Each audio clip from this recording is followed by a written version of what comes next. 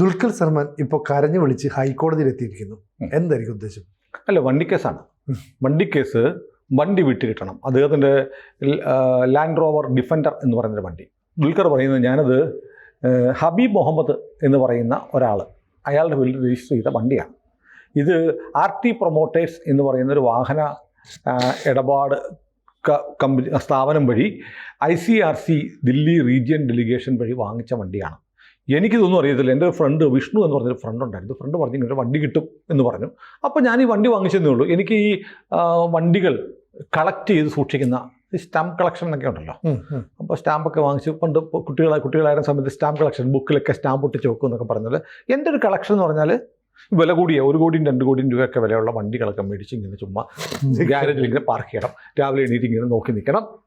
സന്തോഷമാണല്ലോ. ഒരു ചായ കുടിച്ചിട്ട് ഡിഫൻഡർ, മറ്റേ എന്തോ പോർഷെ, അത് ഇതൊക്കെ നോക്കി നിൽക്കുക. അതൊക്കെ എൻ്റെ ഒരു ഹോബിയാണ്.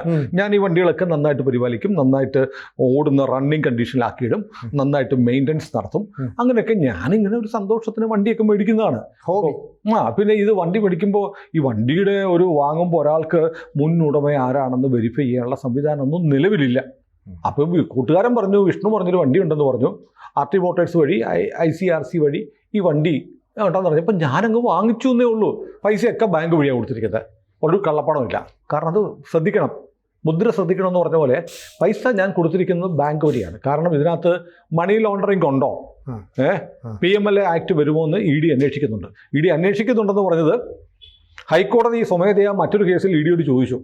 നമ്മൾ ഇന്നലെ പറഞ്ഞിരുന്നു.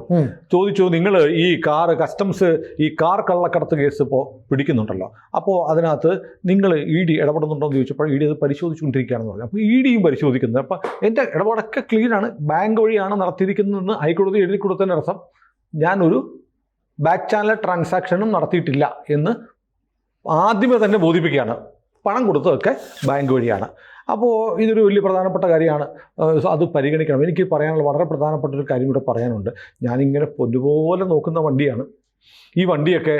ഇപ്പോൾ കസ്റ്റംസ് പിടിച്ചുകൊണ്ട് പോയ കസ്റ്റംസിന് ഇത് നേരെ സൂക്ഷിക്കാൻ സ്ഥലമൊന്നുമില്ല. പിന്നെ അത് വല്ലയിടത്തും കൊണ്ടിടും, അത് മെയിൻ്റെനൻസ് ചെയ്യത്തില്ല. അപ്പോഴത്തേക്ക് വണ്ടിയൊക്കെ നശിച്ചു പോകും.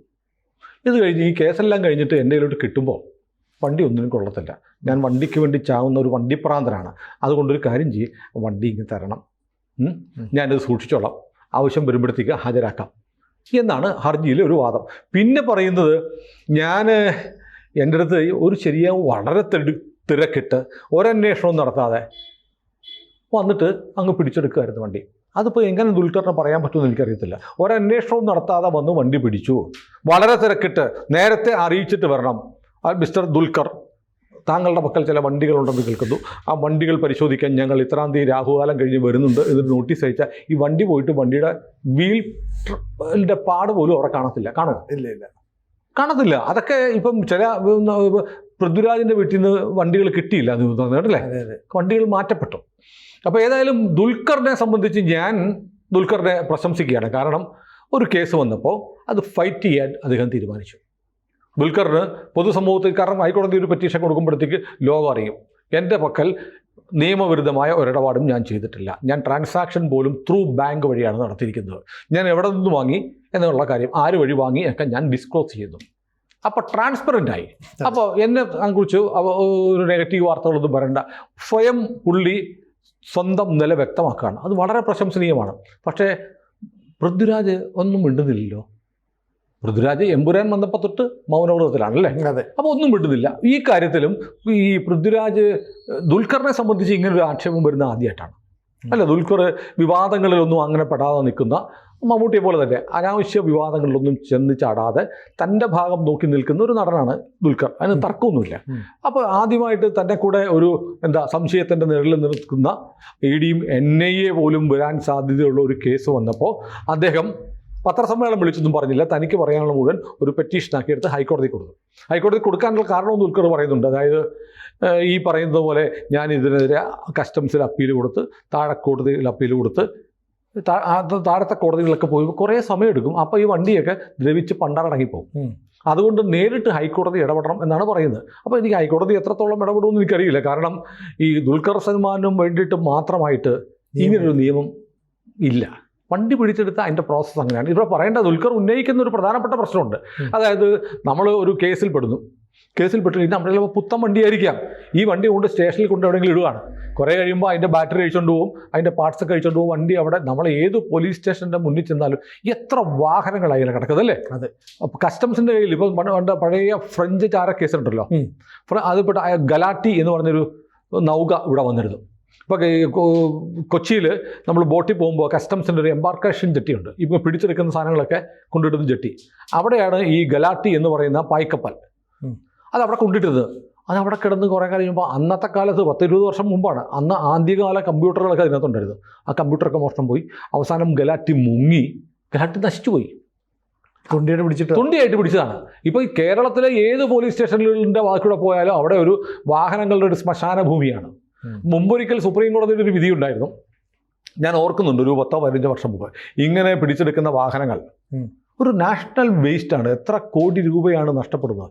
ഈ പണം അങ്ങനെ നഷ്ടപ്പെടും. അതൊരു മതിയായ റെക്കോർഡ് ഉണ്ടാക്കിയിട്ട് അത് കോടതികൾ രേഖപ്പെടുത്തിയിട്ട് ഈ വണ്ടികൾ, കേസിൽപ്പെട്ട വണ്ടികൾ ഒന്നെങ്കിൽ വിൽക്കുക, ലേലം ചെയ്യുക, അല്ലെങ്കിൽ ഇപ്പോൾ ദുൽഖർ പറഞ്ഞ പോലെ ഉടമസ്ഥന് കൊടുക്കുക. കൊടുത്തിട്ട് കോടതിക്ക് ബോധ്യപ്പെട്ടു ഇതാണ് വണ്ടി എന്ന് ബോധ്യപ്പെട്ട് കഴിഞ്ഞാൽ ആവശ്യപ്പെടുമ്പോൾ ഹാജരാക്കുക എന്ന് പറഞ്ഞു കൊടുത്താൽ ഒരു നാഷണൽ വേസ്റ്റാണ് ഈ വാഹനങ്ങൾ. ഇപ്പം നമ്മൾ ഈ ലോറികൾ, മണൽ കയറ്റിക്കൊണ്ട് പോകുന്ന ലോറികൾ പല പോലീസ് സ്റ്റേഷന് മുന്നിലും മണലുമായിട്ട് കിടന്നിട്ട് മണലിനകത്ത് ആരൊക്കെ വളർന്നിരിക്കുന്നതാണ്. തമാശയല്ല, ഞാൻ ലിറ്റററി കണ്ടിട്ടുണ്ട് പലയിടത്തും. ഇപ്പം ഇത് വലിയൊരു ദുർവ്യയമാണ്, വലിയ നഷ്ടമാണ്. ഈ സ്വകാര്യ വ്യക്തിക്കുണ്ടാവുന്ന നഷ്ടവും രാജ്യത്തിൻ്റെ നഷ്ടമാണ്. സ്വകാര്യ വ്യക്തിയുടെ സാമ്പത്തികവും കൂടിയാണ് രാജ്യത്തിൻ്റെ വിഭവം എന്ന് പറയുന്നത്. അപ്പോൾ ഇങ്ങനെ പോലീസ് സ്റ്റേഷനുകളിൽ അല്ലെങ്കിൽ കസ്റ്റംസിൻ്റെയൊക്കെ മുന്നിൽ കടന്ന് ഇങ്ങനെ നശിച്ചു പോകുന്ന ഒരു വിഷയം കൂടിയാണ് ദുൽഖർ അഡ്രസ്സ് ചെയ്യുന്നതെങ്കിൽ അത് വളരെ പോസിറ്റീവായൊരു കാര്യമാണ്. ഏതായാലും ദുൽഖറിനെ സംബന്ധിച്ച് ദുൽഖർ ഇപ്പോൾ കരുണ തേടി ഹൈക്കോടതിയിൽ വരികയാണ്. അപ്പോൾ ഇതൊരു പ്രധാനപ്പെട്ട ഒരു കാര്യം എന്ന് വെച്ചാൽ ഞാൻ നോക്കുന്നത്, ഇപ്പോൾ അമിത് ചക്കാലക്കൽ അല്ലേ, അതെ, അദ്ദേഹം കോടതിയിലൊന്നും പോയതായിട്ട് കാണുന്നില്ല. പൃഥ്വിരാജിനെക്കുറിച്ച് ഒരു സാധാരണ മല്ലികാ സുകുമാരൻ എൻ്റെ മോൻ അങ്ങനെയല്ല, എൻ്റെ മോൻ ലോകത്തിലെ ഏറ്റവും മികച്ച മോനാണ് എന്നൊക്കെ പറഞ്ഞ് വരേണ്ടതാണ്, പക്ഷെ വന്നു കണ്ടിട്ടില്ല. അപ്പോൾ പൃഥ്വിരാജിന് എന്ത് പറയാനുണ്ട് എന്നുള്ളത് വളരെ പ്രസക്തമാണ്. കാരണം ദുൽഖർ പറഞ്ഞു കഴിഞ്ഞു താൻ ഇത് എങ്ങനെ വാങ്ങി, താൻ അതിൻ്റെ പണം എങ്ങനെ കൊടുത്തു, താൻ എങ്ങനെ ഇതിലേക്ക് വന്നു, ഇനിയിപ്പോൾ ഉള്ളത് ഈ വണ്ടികൾ പരിപാലിക്കണം.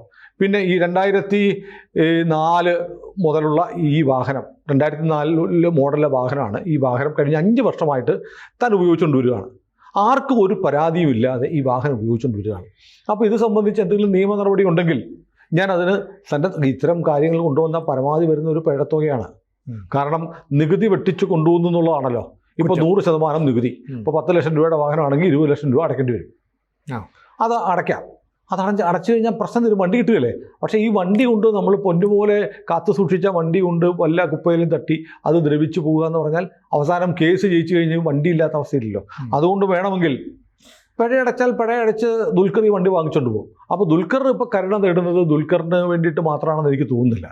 കാരണം ഇത്തരം വാഹന കേസുകളിൽ, അപകട കേസുകളിൽ അല്ലെങ്കിൽ ക്രിമിനൽ കേസുകളിലൊക്കെ പെടുന്ന വാഹനങ്ങളുള്ള ആളുകൾക്ക് നേരിടുന്ന ഒരു പൊതുവായ പ്രശ്നമാണ് ദുൽഖർ മുന്നോട്ട് വെക്കുന്നത്.